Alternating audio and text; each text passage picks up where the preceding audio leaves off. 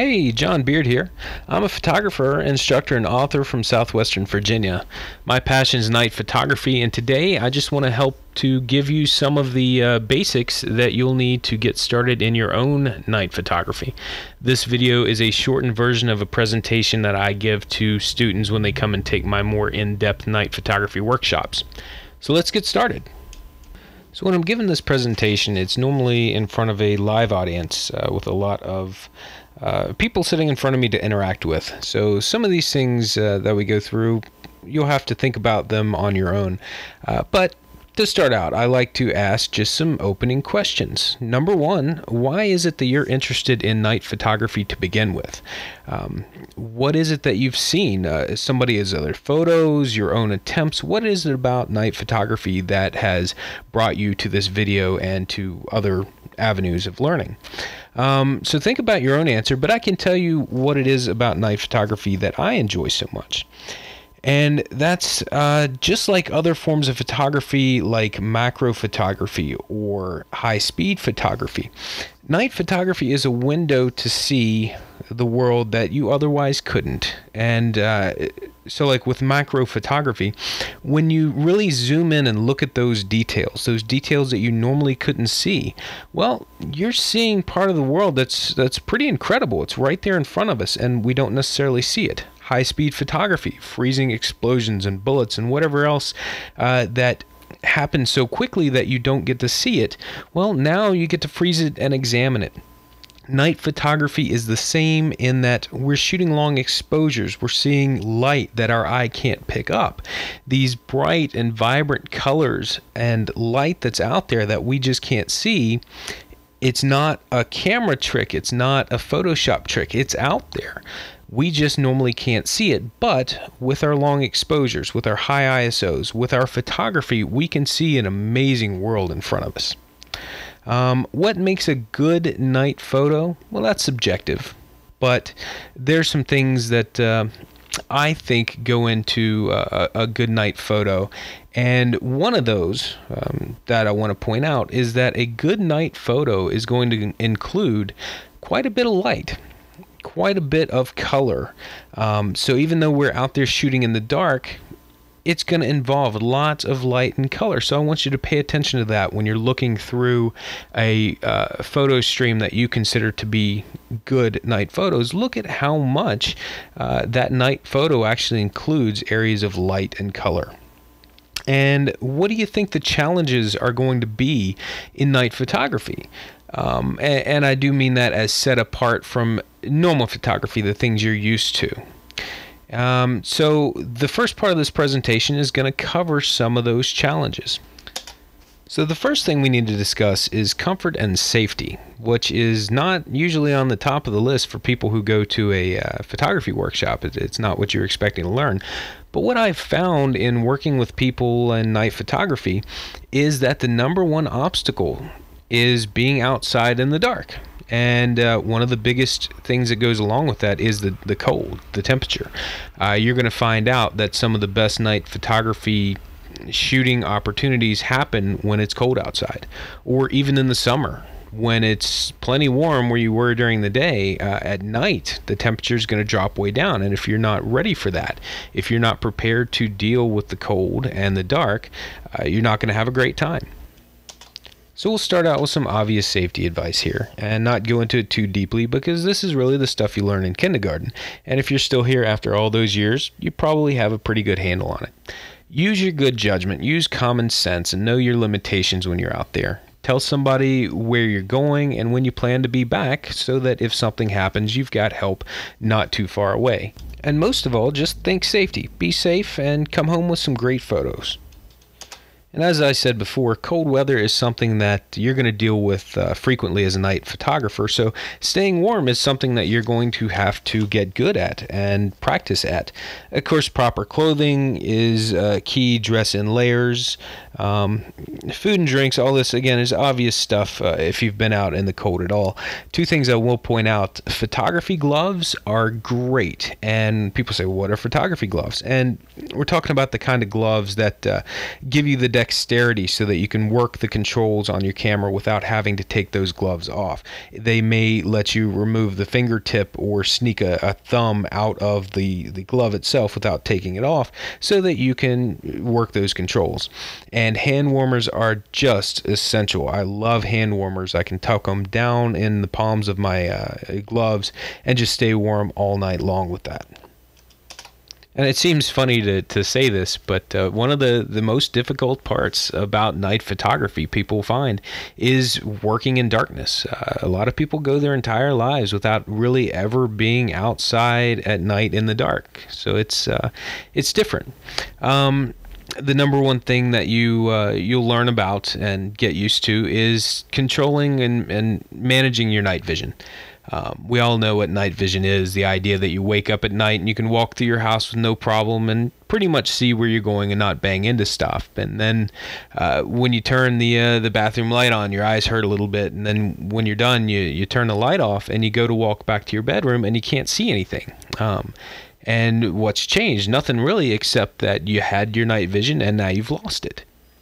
And so without getting too much into the science behind how and why it works, we'll just say that night vision is the increase in your eye's sensitivity to the available light. And depending on the studies you read and the research you read, your night vision takes around an hour to develop about 80% of your eye's potential. If you want to increase it to near 100%, well, you'd have to spend about 2 weeks in darkness to reach that level. Your night vision, of course, is ruined almost instantly. So as soon as somebody shines a flashlight in your eye or you cut on that bathroom light, you've lost all of that time that it took for your eyes to adjust, and you have to start back from zero. So this is why it's very important for us to maintain that night vision so that we don't lose it and we don't have to start back from zero. The easiest way to maintain that vision is low power flashlights. And I really like those flashlights that you're seeing everywhere in the hardware and the dollar stores and the gas stations now.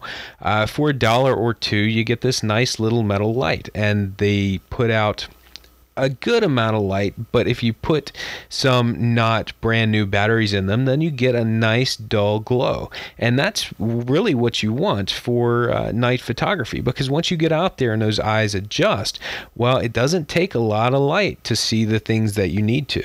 Now, I've seen a bunch of advice out there about using red lights when you're shooting at night, or just being in the dark in general to protect your night vision, and it's not really good advice. There's some science that backs it up, where that, yes, there's a certain frequency of red light that doesn't impact your night vision as much. But the problem is that none of these red light flashlights or the do-it-yourself solutions where you color cellophane red or things like that, none of those lights are precise enough in the spectrum that they're using to not damage your night vision. So in reality, it comes down to low power light is better than high power light, regardless of the color that you're using. So even if you're using a red light, make sure it's a low powered red light rather than a high powered red light. And when it comes to using your camera, that's going to be one of the cardinal rules, is know your camera. You'll want to be able to use most of the important settings without having to look at them. You should know how to, of course, change your shutter speed and aperture and ISO without turning on a flashlight. You should know where your autofocus switch is so you can turn that on and off. You should be able to use most of your functions without bringing out that flashlight. And that's going to take some practice if you haven't done it before, but it's going to be well worth it. Glow bands are a tremendous tool that a night photographer has, and if you don't know what I mean with glow bands, they're those little glow-in-the-dark plastic sticks that you can get from the dollar store, and some of them come in bracelet form, and those are the ones I like because I can put them around my tripod or around a lanyard, anywhere that I need a light that's not so bright that it's going to ruin my night vision or it's going to ruin a photo, but it's bright enough that with my night vision I can see it clearly. I'll not lose my equipment in the middle of a field, and more importantly, when I'm out shooting with groups of people, it helps us not step on each other's equipment and knock over cameras. And finally, in this section, light etiquette is very important when you're working with groups of people.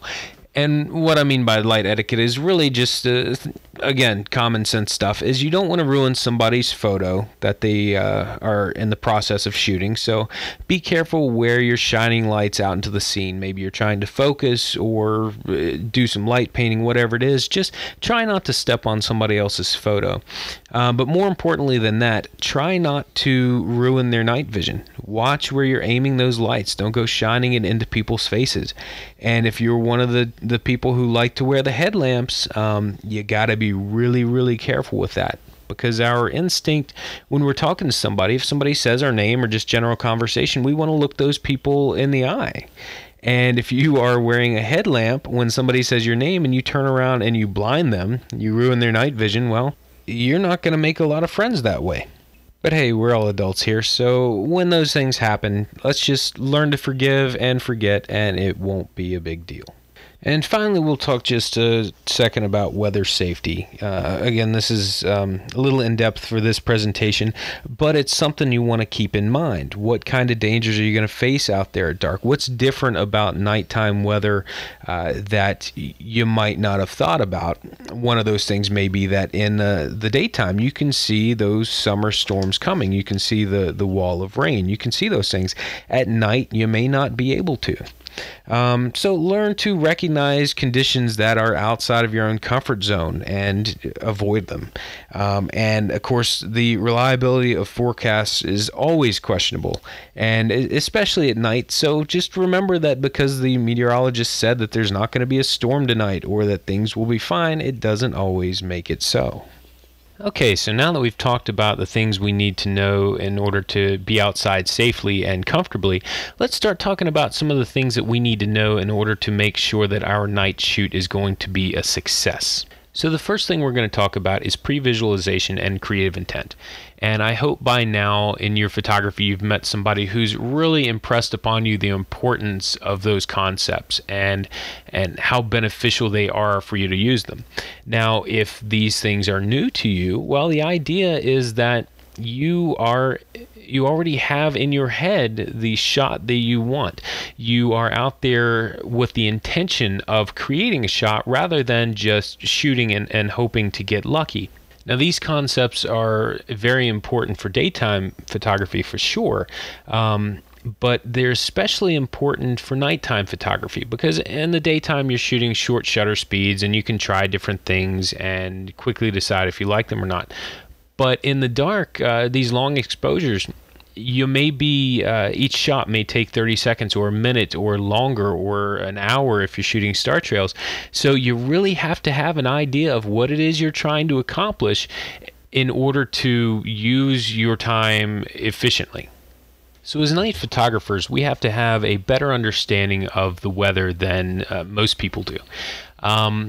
And a lot of this comes back to our creative intent, because if you have the creative intent that you want to go out and shoot star trails, well, that may take a very specific set of weather conditions. You need clear skies, you need dark skies with no moon, you need to be well past sunset so that the glow in the sky isn't messing with your exposure. Whereas if you're shooting a starry night landscape, well, those could be other weather conditions. You may want puffy clouds to reflect some of the light pollution. You may want to shoot it after sunset, but while there's still some color in the sky.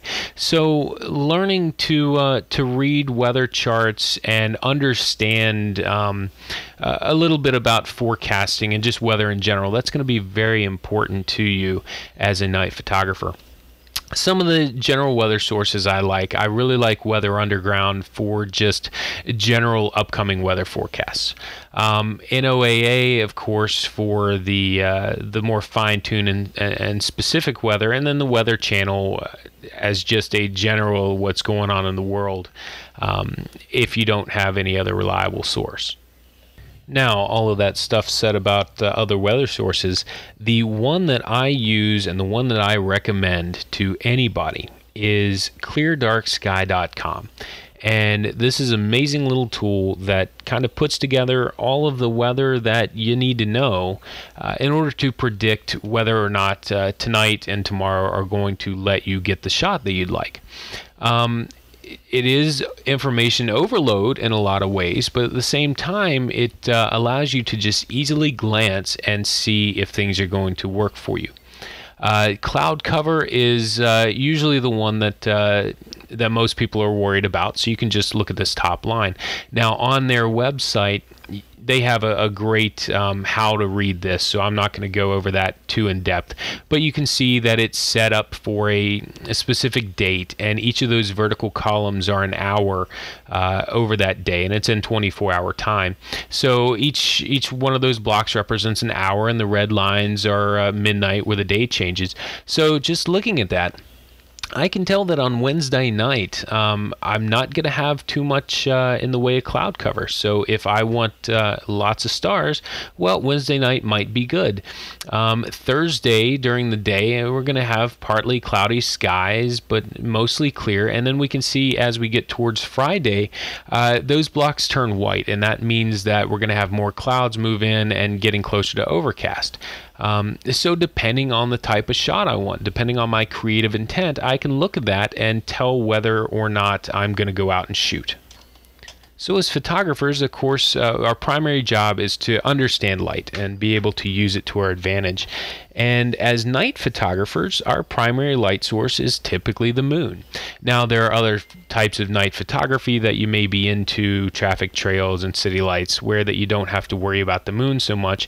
But a lot of the other types, landscapes, things like that, the moon is of primary concern. So we'll want to learn some basic facts about how our moon works and how the light works there. So number one, of course, you know that the moon works in phases from new to quarter to half to full and back again. It takes about 28 days to go through that cycle.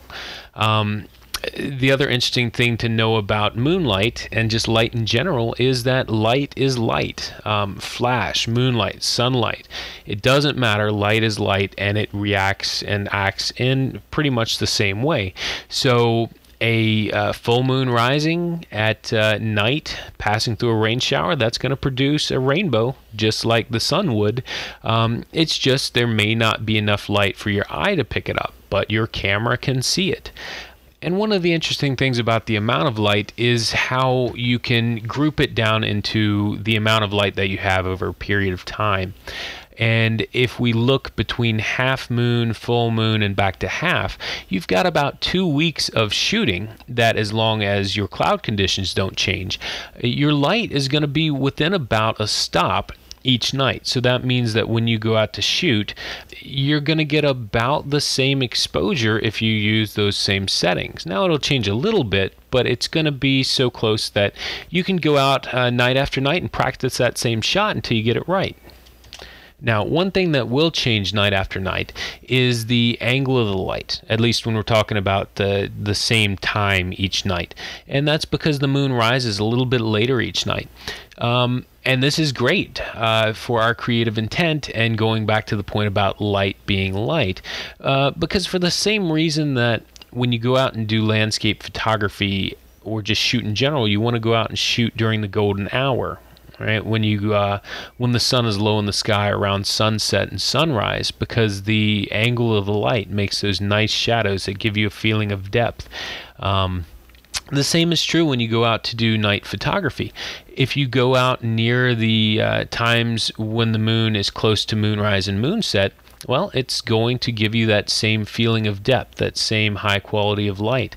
And the moonlight will even be orange, like a sunrise. So if you shoot a full moon rising or setting, it's going to look very similar to when you go out and shoot a sunrise or sunset.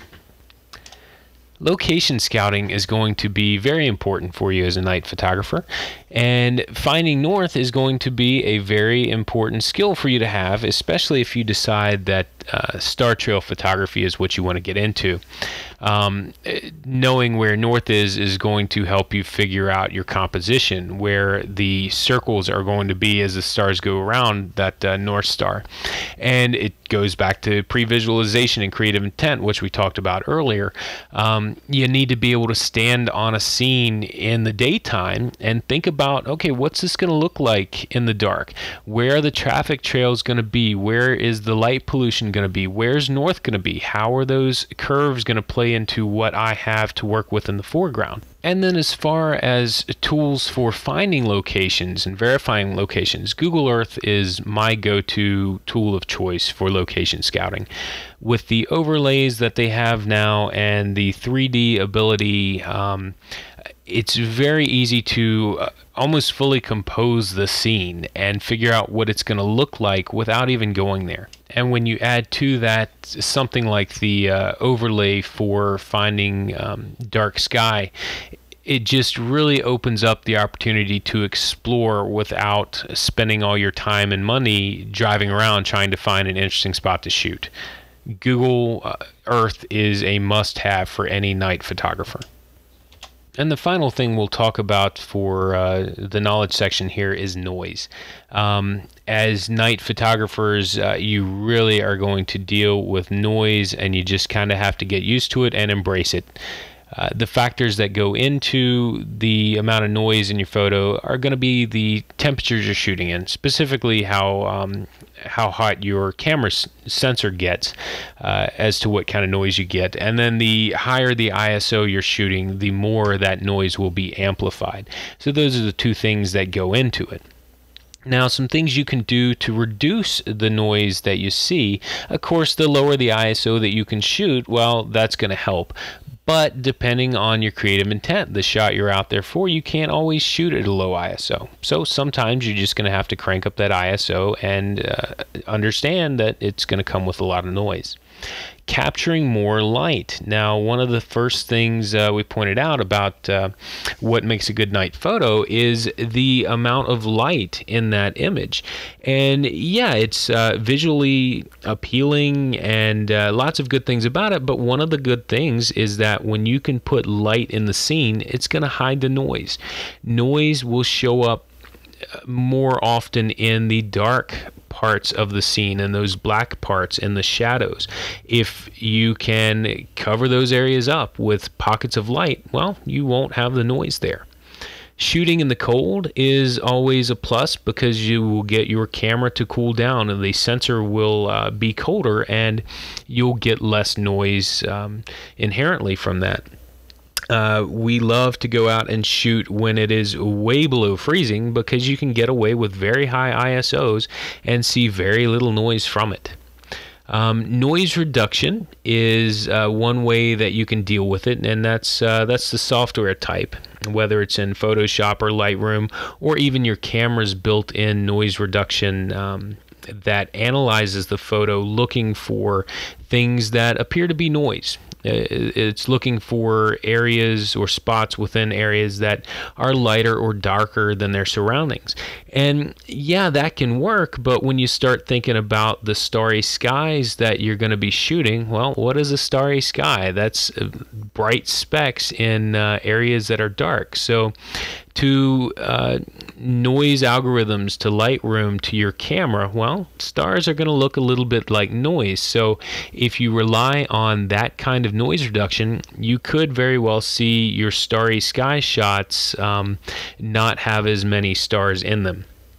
Dark framing is a much better approach for noise reduction, and it's a feature on almost every camera that I've seen, at least recent cameras. And what dark framing is it's your camera actually takes two photos. It takes the photo that you told it to, and then it will immediately take a second photo with the exact same settings, but the difference is that it doesn't open the shutter. So it's taking a second photo without letting any light into the camera.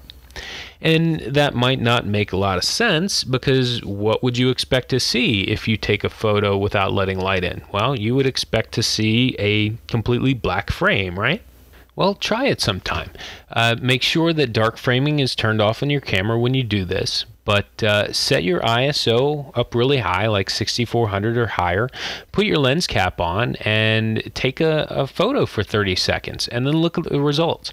Yeah, you would hope that it would be a nice dark black frame because you didn't let light in, but what you'll find is that it's full of colorful blotches and hot pixels and little blue and red dots and all these things that didn't come into the camera in the way of light, but it's just noise inherent to the sensor. Now, what your camera is doing when you're doing dark frame reduction is it takes that first picture that you ask it to, and then it takes a second picture without opening the shutter, and then that's where you get that image that's full of noise and light that's not supposed to be there.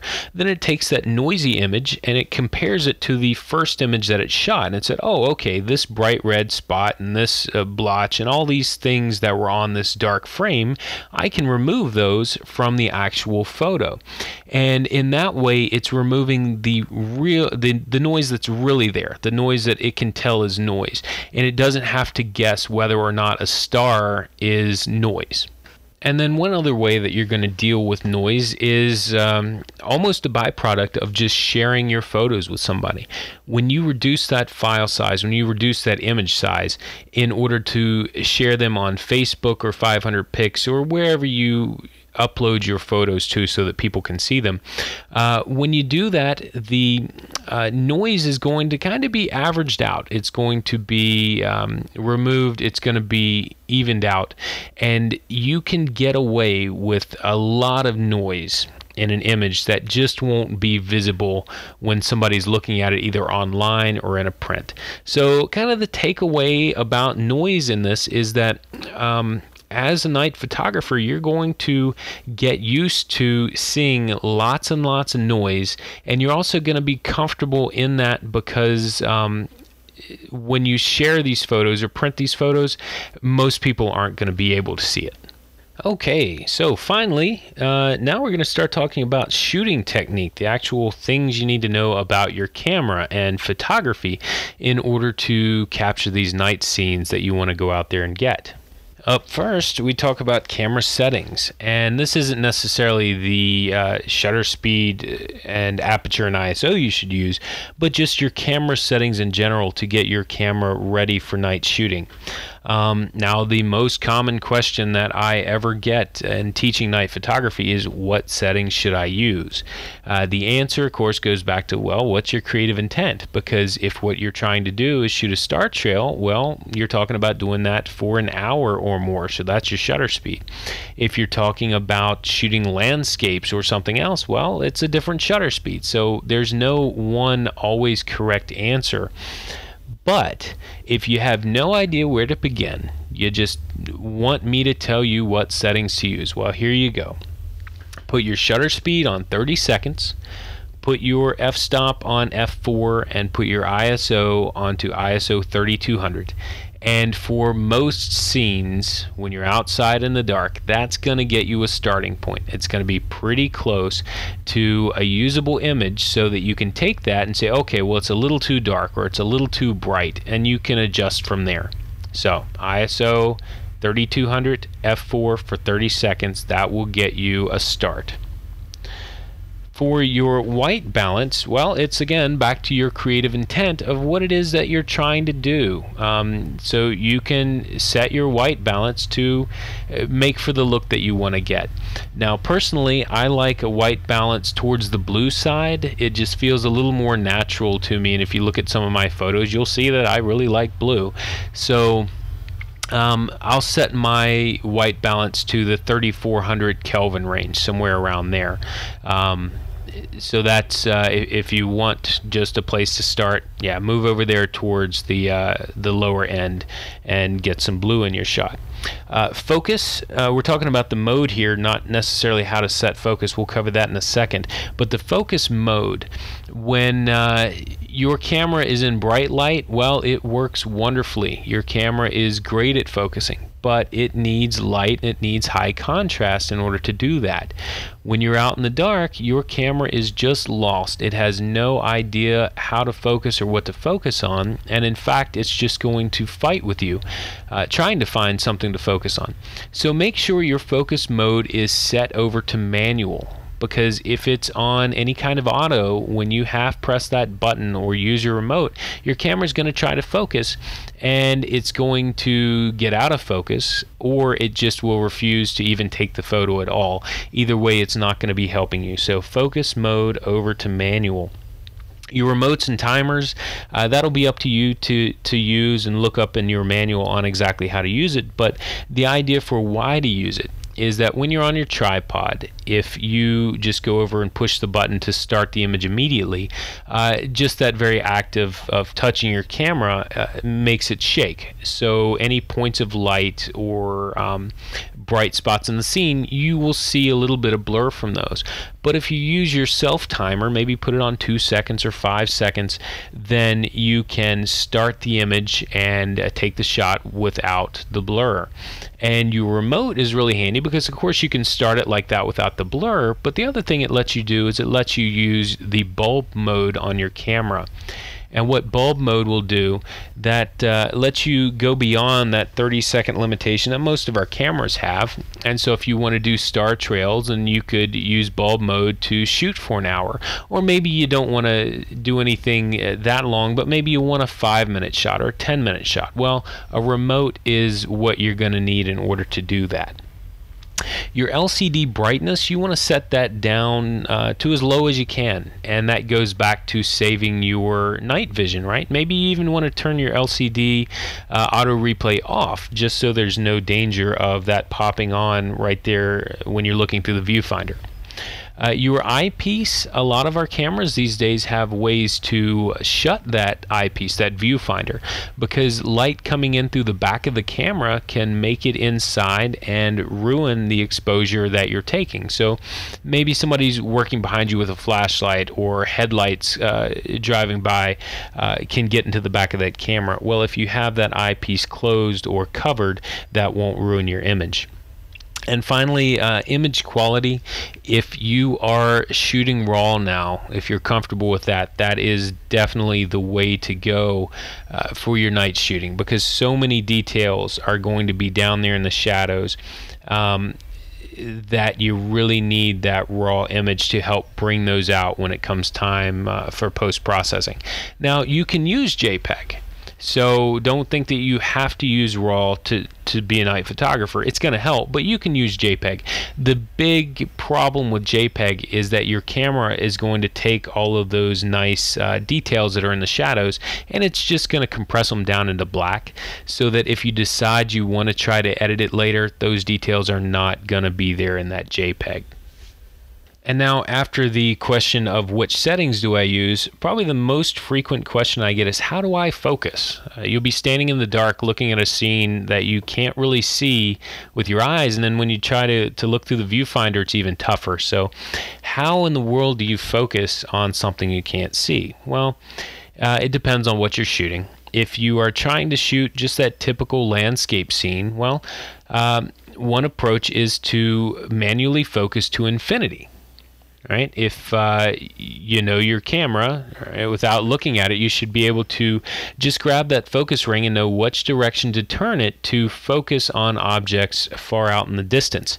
When I'm out shooting with my 14mm lens, I can throw the camera up on the tripod and grab that focus ring, turn it all the way to the right, and then back it off just a hair to the left, and I know that I've focused on the far horizon and the stars.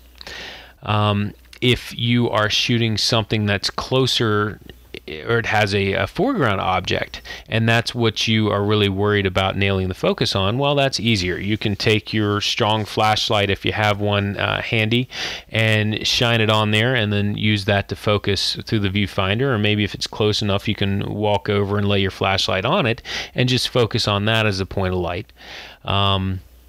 If you have any kind of towers in the distance, or maybe the moon's up or a planet is up, you can always turn on live view and use live view to set your focus exactly.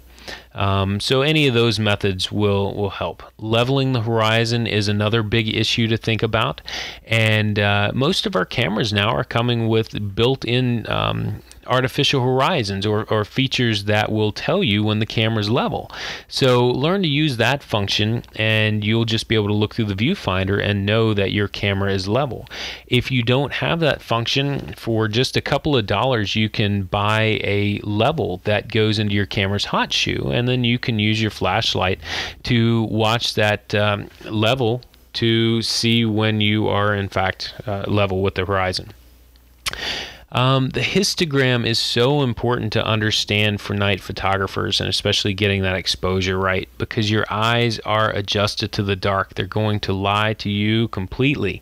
You're going to take a shot and you see it on the back of your camera, and you're just going to be blown away by how bright and vibrant and vivid and amazing the shot is, and how brilliant of a photographer you are for capturing it. And then you're going to go home and you're going to load them up on your computer, on your big monitor in your bright office, and you're going to have trouble even figuring out what it's a shot of because it's so underexposed. So it's really important that we don't try to rely on that LCD in our eyes to set our exposure. Histogram, histogram, histogram. Learn to read that histogram and use it as a tool to know if it's if your image is exposed. It's a little bit in depth for this video to go over how to read a histogram, but spend some time figuring that out. Your histogram is going to be that indication of what you expect. Do you have enough brights in that image? Is your highlight there? Do you have detail in the shadow? All that you can figure out by reading the histogram. We've talked about the importance of light in so many ways in night photography, and again here in your composition and exposure, the bright lights or just the lit areas, that's really where the eye is going to travel. So when you're looking at that scene, keep that in mind, that bright spots and high contrast, that's going to attract the eye. So it's as important to make sure that your subject is maybe near or is some of those areas of bright light, and that just the areas of your scene that are supposed to be negative space or areas that aren't distractions, watch out for light sources in those areas because they are definitely going to draw the eye away. And just again, you can't repeat it enough, that creative intent is so important when you're out there shooting. What is it you're trying to do? In daytime photography, as we said, it's important, but with nighttime photography, it is even more important to have a point for being out there. What is the photo that you are trying to capture? So if you plan on doing this more than one night in a row, learning to take care of your equipment is going to be very important. We talked about temperature. That's one of the things that you're going to constantly run into, is working in those cold temperatures. And if you let your camera get cold and then you take it back into those warm and humid environments, you're going to get condensation in places that you don't want condensation in that camera. So number one, you need to let your equipment warm back up slowly. And the practical approach for that is when you're done shooting, before you get into your car, go ahead and pop out that memory card, pop out your battery, so you'll have those when you get back home to look at your photos and put it back on the charger. But once you've gotten that done, put your camera in its bag and zip it up and stick it in your trunk. Don't even put it up there in the heated compartment of your car. When you get it home, don't put it in the warmest room in the house. Put it somewhere cool. Just the important thing is let the camera warm up slowly. Get it back up to warm temperature slowly. If you don't have a nice camera bag yet, well, you can do the same thing with a cooler. Just some way to insulate your camera from that warm, moist air that is just waiting to put water all over it. When you're out shooting, you're going to be using a tripod, and it's going to be dark, so you really need to ensure that you've set that tripod down on stable ground, that your camera is attached to it properly. I can't tell you how many times I've heard that crunch and groan of somebody's equipment just falling over and smashing itself in the middle of the night.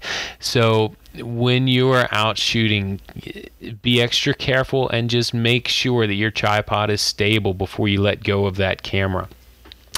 And speaking of letting go of your camera, it's a really good idea to use that strap just as an extra safety step. So when I'm standing behind my camera at the tripod, I may have the camera around, or the camera strap around my neck, even though the camera is attached to the tripod. And that way, if something falls over, or maybe somebody wanders by and clips my tripod because they didn't see it, I'm not going to lose the camera too. And we talked about Glowsticks and how great of a tool those are. Definitely use those. I can't tell you how many times that has saved me or somebody else from having their equipment damaged. And so now we need to talk about post-processing just a bit, and not necessarily from the standpoint of changing the image to show something that wasn't there. Now, if your creative intent is to do that, if you want to see blue rocks, if you want to see a crazy colorful sky, then please go for it. Use post-processing to do that. However, I'm talking about it more from the standpoint of post-processing just to fix the issue so that you can show the image as it really should have been captured.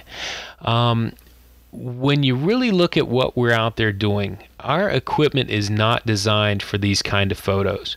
Maybe in a few years or 5 or 10 years, we'll have the technology to go out and shoot night scenes properly. But as it stands, we're out there really pushing our equipment to the just the edge, the edge of that envelope. We're shooting at ISOs that are just way too high. We're shooting in conditions that just our cameras aren't designed for. And what that translates into is high noise and decreased dynamic range and contrast issues and just all kinds of problems in our image. So the post-processing that we need to do is really about just mitigating those issues.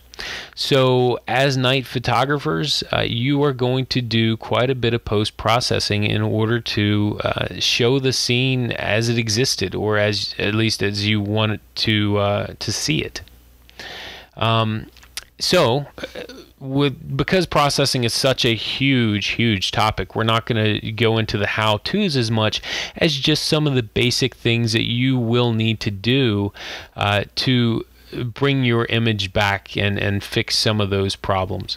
So number one, as you shoot higher and higher ISOs, you're going to lose your dynamic range. You're going to see a loss of contrast. So you will need to try to put that back. And it's not going to be necessarily across the image. The brights are going to be plenty of bright. It goes back more towards trying to get the details out of those shadow areas. So you may find out that you have to increase the exposure, the brightness on the mid-range and the dark areas, but decrease the exposure on the shadows, kind of to separate that area and bring those details back out. If you're in Lightroom, some of these things will make sense. Like the clarity slider is going to be a big help in separating that local contrast and bringing it back. And even just the sharpness, using a sharpness mask so that you're not sharpening the noise, that you're only sharpening the edges of the detail. And with the luminance slider and the chrominance slider, you can really help to minimize some of that noise issue as well. And so that wraps us up for this presentation. If you'd like to keep learning, I do offer more in-depth night workshops. You can find out about those at weteachphotography.com or my website, johnbeard.com. But also, I've written a how-to book on the subject called Seeing in the Dark, A Guide to Night Photography, and you can find that at Amazon. What I tell people it's everything I know about night photography for about $10. So it is for the Amazon Kindle, but if you don't have a Kindle, no worries. Amazon has free reader apps, so you can read it on your phone or tablet or computer or whatever you have. And I always like to invite people to send me questions through email. john@johnbeard.com, or you can go to my website and use the contact me. And I get a lot of volume, so it may take a while before I can get an answer back to you, but I always strive to answer all of those questions I get. So I hope this was helpful, and I would love to hear from you and see some of your own night photos. And until next time, thank you very much.